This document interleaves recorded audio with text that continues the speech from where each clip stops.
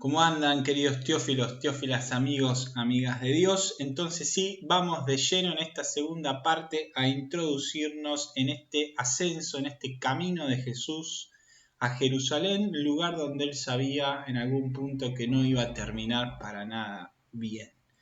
Metámonos de lleno con el contenido de lo siguiente. Esperen que me achico también un costado para que ustedes puedan seguir viéndome y podamos seguir analizando texto por texto.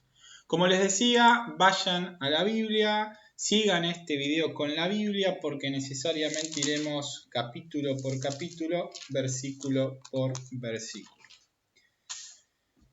El texto estará ordenado de la siguiente manera, habrá títulos, el camino de Jesús a Jerusalén será el título, aquí vamos a ver las citas, Marcos es el Evangelio claramente, el número que le sigue es el capítulo y los otros dos números separados por un guión son los versículos de ese capítulo. Entonces el primero de los textos que veremos es Marcos capítulo 10 del versículo 32 al versículo 34.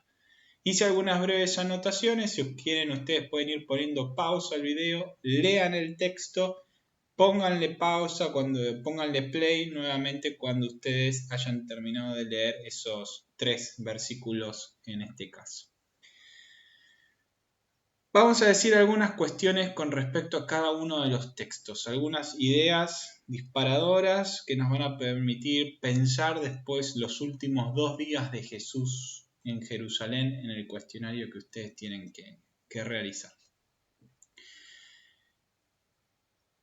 Jesús les anuncia a sus discípulos que iba a subir a Jerusalén y que lo iba a hacer al momento de anunciar, o mejor dicho, les anuncia que va a subir a Jerusalén cuando les anuncia por tercera vez su pasión.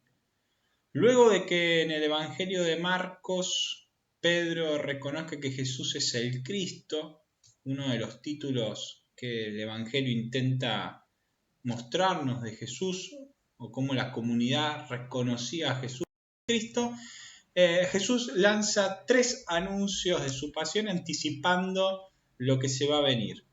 El tercero de estos anuncios es particular porque anuncia la ciudad en la que Jesús se va a morir, y esta ciudad es la propia Jerusalén, aquella ciudad por excelencia del pueblo judío, aquella ciudad donde se esperaba que apareciera un rey que gobernara y que estableciera la paz y la justicia en el mundo. Un rey de índole más bien político religioso, podríamos decirlo, aunque había distintas corrientes con respecto al mesianismo. Pero en principio era un rey que iba a venir con poder a ordenar a la manera de un rey de este mundo.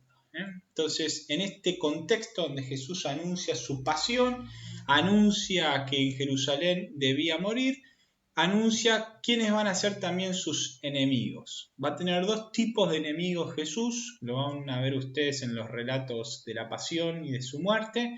Son los enemigos religiosos y los enemigos paganos o los romanos. El enemigo religioso va a ser la aristocracia sacerdotal de entonces, los sumos sacerdotes y los saduceos en primer lugar, que en el texto a veces se confunden con los fariseos. Pero en principio sepan ustedes que lo importante es que Jesús se enfrenta a la aristocracia sacerdotal de entonces. Y a su vez también se enfrenta a los romanos, a los paganos de aquel entonces, según lo que decía el pueblo judío. Entonces, la subida de Jerusalén se anuncia y comienza con el tercero de los anuncios, por lo tanto nos muestra que Jesús sabía que algo malo le iba a pasar en Jerusalén. Los judíos en la época de Jesús debían ir a Jerusalén al momento de la Pascua, porque debían matar el cordero en el templo, o por lo menos se aseguraban así que fuera un cordero puro, y de esta manera podían celebrar el rito tranquilos de que estaban haciendo la mejor ofrenda o el mejor sacrificio a Dios. Jerusalén entonces se transforma como en la ciudad donde tenía que aparecer la esperanza para Israel, pero a su vez también paradójicamente se nos muestra como la ciudad en la que Jesús sabía que iba a morir y efectivamente termina muriendo. Sigamos entonces al próximo texto. Ni bien Jesús termina de decir que iba a ir a Jerusalén, cómo iba a terminar en Jerusalén, muchos los apóstoles o los 12 no lo terminaban de entender. En Marcos los 12 se distinguen de los apóstoles, pero siguiendo la tradición los 12 son los apóstoles.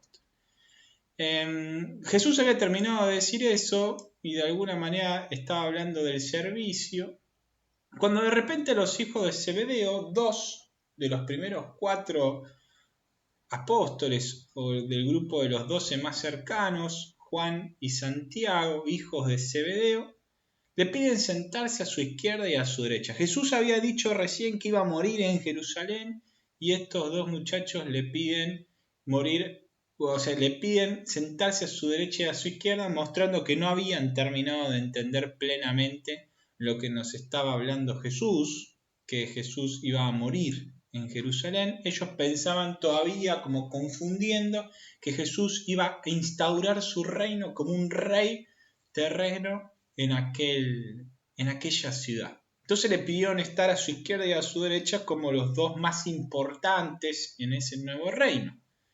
Jesús le responde medio enigmáticamente, o sin llegar a darles una respuesta, le dice si estaban dispuestos a tomar el cáliz que él iba a tomar, diciéndole, miren que yo me voy a morir, y ellos le dicen que sí, tampoco terminando de entender de qué se trataba ese cáliz de que Jesús les había dicho.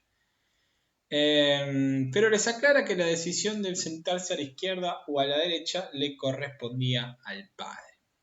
Imagínense, los otros 10 se indignan, pero no se indignan porque Juan y Santiago no habían entendido el mensaje de Jesús de que iba a morir, sino porque iban a sentarse o estaban pidiendo sentarse a la izquierda o a la derecha de Jesús cuando Él se manifieste en su gloria.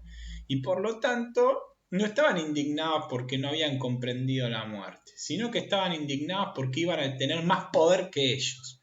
Entonces Jesús, en ese ámbito, manifestando un poco de qué se trata su mesianismo, les dice, miren que yo voy a ser como el siervo de Yahvé, es decir, una figura del libro de Isaías del Antiguo Testamento que iba a cargar con la culpa y el pecado de todo el pueblo y iba a morir por ese pueblo. Jesús sigue insistiendo que su mesianismo es un mesianismo de servidor, es un mesianismo de servicio y no un mesianismo político-religioso como creían los apóstoles.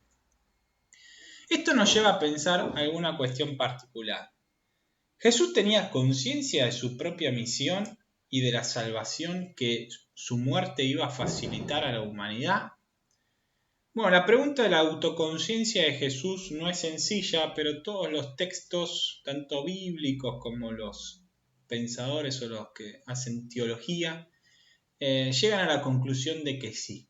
Jesús tenía conciencia de que sus palabras y sus obras y cómo iba a ser su destino inevitable por lo que él hacía y por lo que decía y cómo lo hacía. Quizás no sabía que iba a morir en una cruz, pero que no iba a terminar bien seguro, quizás apedreado, pero sí tenía conciencia soteriológica, tenía conciencia de que sus actos iban a ser actos salvíficos, que iba a permitir a la humanidad reconciliarse con Dios si la humanidad así lo decía. Entonces, hasta el momento tenemos dos textos. Jesús se lanza hacia Jerusalén.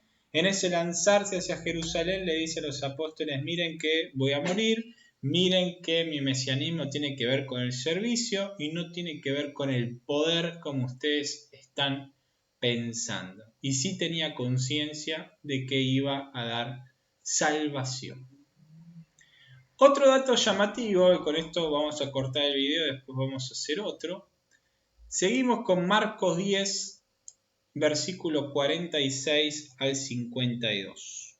Nos vamos a encontrar con el relato de una curación, de un milagro de Jesús, la curación del ciego Bartimeo, hijo de Timeo, dice el texto, un mendigo ciego, un pobre que era ciego y que habitaba en Jericó. Jericó estaba bastante cerca de Jerusalén, estaba más abajo que Jerusalén. Recuerden que Jerusalén está construida sobre una montaña, está alrededor de unos 1000 metros de diferencia entre Jericó y Jerusalén en altura con respecto a la altura del mar, ¿no? Jerusalén está ciertamente en una montaña. Jericó estaba más abajo. Algunos datos llamativos. El texto nos habla del padre, que es Timeo, nos habla del hijo, que es el ciego que curó, que es Bartimeo. Por lo tanto, tenían que ser dos personajes conocidos al momento en que se publicó, por así decirlo, el Evangelio, o se dio a conocer en las sinagogas o en las casas, en las primeras casas donde se leyera, donde se ha leído el Evangelio. Lo segundo, que es un ciego. Hasta el momento la ceguera es para atrás y para adelante, es un simbolismo, porque los que estaban ciegos eran los apóstoles, que no terminaban de entender que Jesús iba a morir. Le estaban pidiendo un poder político, religioso, cuando Jesús les iba a decir que iba a morir a la manera de un servidor, que iba a cargar sobre sí la culpa de todos los demás y las iba a entregar al Padre, ¿no? Y él, por haber vivido una vida en total coherencia con el Padre iba a salvar a la humanidad, permitiendo que la humanidad vuelva a reconciliarse con él, abriendo, entre comillas, o como lo vimos en los videos pasados, reabriendo las puertas de ese jardín del relato del Génesis que había cerrado. La curación del ciego entonces es un signo también para adelante. Si para atrás era que los apóstoles no veían, para adelante es que Jerusalén no iba a reconocer su mesianismo. De hecho, terminó asesinado, ¿no? Entonces, ciegos eran los que lo acompañaban y ciegos eran a donde él iba a ir. De hecho, el grito del ciego es muy llamativo porque dice: Hijo de David, Jesús, ten compasión de mí. Jerusalén era la ciudad de David, de hecho fue el rey de Israel y el centro de la capital, llamémoslo así, era Jerusalén, y le pide que tenga compasión. El ciego lo reconoce a Jesús como rey, lo reconoce como el Salvador, mientras que los que estaban con él no lo reconocen, ¿no? Entonces Jesús de alguna manera viene a curar nuestras cegueras. Y viene, cuando se nos cura nuestras cegueras, lo vemos realmente como el que es, ¿no? Lo vemos realmente como Dios. Entonces, el ciego que fue curado, ya antes, ya como ciego, lo reconocía, cuánto más lo iba a reconocer cuando esté curado, mientras que los suyos, y a donde iba, la ciudad que lo tenía que esperar para coronarlo como un rey, no lo iba a reconocer como tal. Paremos entonces acá porque ya sí tenemos la entrada de Jesús en Jerusalén, lo que se va a conocer como el Domingo de Ramos, lo que vamos a celebrar el próximo domingo, y pasaremos algunas líneas interpretativas para seguir viendo qué es esto de la muerte de Jesús, cuál es el sentido teológico de esta muerte y cuál es el sentido entonces de la salvación que Él nos trae. Nos vemos entonces en un próximo capítulo.